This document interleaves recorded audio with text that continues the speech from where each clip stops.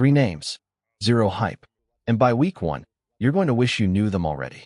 Because somewhere on this roster right now, there's a player who nobody's talking about, who's about to start snapping the ball, or setting the edge, or locking down a receiver, and half the fan base is going to act shocked when it happens. Before we get into it, if you want to stay ahead of every single one of these roster stories before they blow up, hit that subscribe button right now. Okay, here's the thing about training camp every single year, in every single NFL city. There's always a player, sometimes 2 or 3, who quietly rises up in the first week or 2, and the entire fan base reacts the exact same way. Wait, who is this guy? Why have I never heard this name in my life? It happens every year. It's happening right now. And today, we're going to make sure you're not one of the people caught off guard. So let me ask you something before we dive in. How many players do you think you could actually name on this roster's 2-deep depth chart right now, without looking it up? Be honest. Because I'm about to introduce you to 3 guys who are going to play real snaps this season, maybe even start games, and I'd bet real money you couldn't have named a single one of them 5 minutes ago. Let's start in the trenches, with a name that should be burned into your memory by September, Sebastian Joseph Day.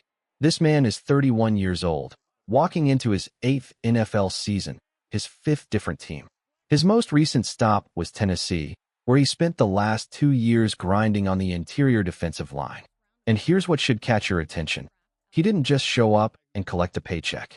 He played in every single game both seasons, 17 apiece, and started 22 of those 34 contests, including 10 just this past year.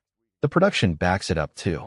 Combine his last 2 seasons together and you get 85 tackles, 4.5 sacks, 9 tackles for loss, and 12 quarterback hits. That's not a camp body. That's a rotational piece who knows how to get after the quarterback and set the edge against the run. He played roughly 46% of Tennessee's defensive snaps in each of those seasons, plus another 1/5 of the special teams work. And here's the kicker. The veterans in that room, guys like Cameron Hayward and Keanu Benton, have already been dropping praise about how he carries himself. When your locker room leaders are co-signing you before camp even really heats up, that tells you everything you need to know. Now flip over to the offensive line, because there's a player over there who might start at right guard and somehow still fly under the radar, Brock Hoffman. He's being thrown into direct competition with Spencer Anderson for that spot, and everyone's been so obsessed with the flashy rookie storyline that they've completely slept on Hoffman. Here's the truth some people inside the building believe. Hoffman might actually have a better shot at winning that job than the celebrated rookie lineman, Jennings Dunker, the mullet-rocking mauler out of Iowa, who's gotten all the attention this offseason. And that's wild, because Dunker isn't exactly getting an easy path handed to him either. But here's what separates Hoffman. He's not some grizzled 10-year vet. He's only 27, went completely undrafted out of Virginia Tech, and spent his whole career so far with Dallas, where he impressed the current staff enough that it's believed the head coach personally pushed to bring him aboard. And the other separator, Hoffman has played center for almost his entire career, going back to college. In the NFL, he's appeared in 54 games, started 16 of them, and all but one of those starts came at center. Why does that matter so much? Because when rosters get finalized, teams need a true backup center, and right now that job has basically been given to a player who doesn't offer any positional flexibility beyond that one spot. If Hoffman shows out at center during camp and preseason, he becomes borderline impossible to cut. Now here's a question I genuinely want you to answer in the comments below, because I think this one's going to split the room. Out of every under-the-radar player in this entire roster right now, who do you think surprises everyone and actually wins a starting job by week 1? Drop your pick below. I want to see the arguments. Alright, the third name. And honestly, this one might be the most fascinating storyline of the entire offseason. Asante Samuel Jr. Yes, the son of Asante Samuel Sr., the 11-year NFL veteran, 2-time Super Bowl champion, an all-pro cornerback who terrorized quarterbacks in that legendary New England secondary. The son is only 26, signed on a 1-year, $4 million deal, and if you stopped random fans on the street and asked them to name 6 or 7 players in this secondary, I'd bet almost nobody says his name. That's not disrespect. It's just that other names in that room dominate the conversation. But make no mistake, they're not paying him $4 million to stand around. He's going to line up at outside corner, his natural position, and serve as the primary backup behind Jamal Dean and, by extension, Joey Porter Jr. on the other side. And given how many snaps both of those starters are realistically going to play across a full season, there's a real chance Samuel ends up seeing meaningful defensive time before the year is even half over. He can also slide into the middle of the field in certain packages, especially with the sheer depth this defense has built at safety and nickel. But here's what makes his story genuinely powerful. Samuel fought all the way back from spinal fusion surgery, a procedure that stemmed from a shoulder injury back in September of 2024. Think about that for a second. Spinal fusion surgery. That's not a tweaked hamstring. That's a career-threatening operation. And yet, this organization made an aggressive, forward-thinking move to bring him in mid-season last year, sooner than almost anyone expected, and he went out there and replaced an established veteran starter, taking on real playing time. That's the kind of comeback story that earns instant respect in an NFL locker room, and it's only going to grow as his new teammates get to know him better through his first full training camp with this franchise. Now let's flip the script completely, because if you're a fan who loves the chaos of trade season, this next part is for you. Somebody recently asked a completely fair question. Looking at this roster today, who's the most likely player to actually get traded before the season kicks off? And here's the thing. This isn't some outdated league where trades never happen anymore. That mentality is dead.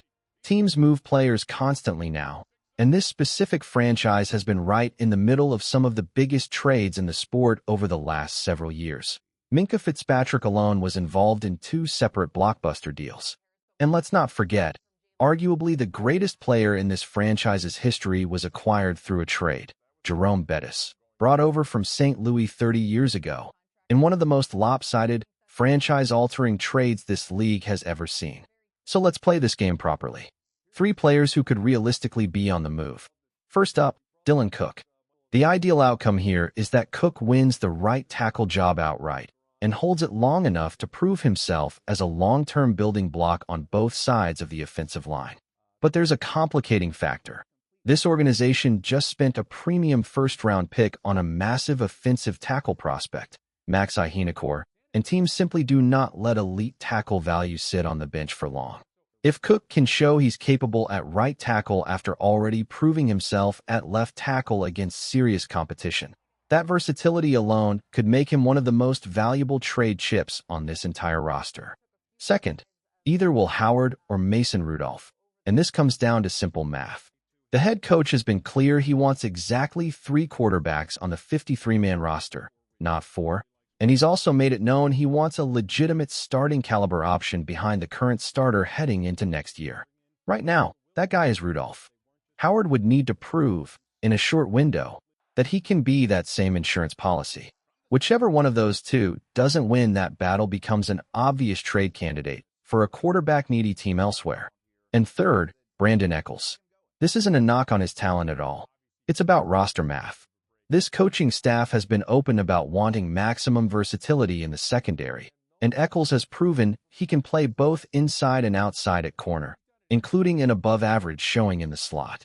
But this defensive backfield is absurdly deep right now, and the drafted rookie corner out of Georgia, Dalen Everett, has reportedly been turning heads not just on the outside, but on the inside as well, the exact same skill set Echols brings. This kid is only 22 but carries himself with the poise of a veteran, and he's embraced the idea of moving around the secondary rather than demanding one fixed role.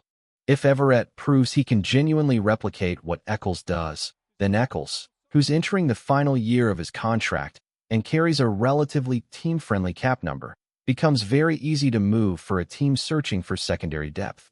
So there you have it. 3 names nobody's been talking about who are about to play real snaps, and 3 names who might not even be on this roster by the time the season really gets going. Football moves fast. Camp battles are heating up right now, and the guys everyone ignores in July are usually the same guys making headlines by October. Drop your predictions below. Who sticks? Who gets traded? And who's the one name from this list you think we'll all be talking about by mid-season? Let's see those comments roll in.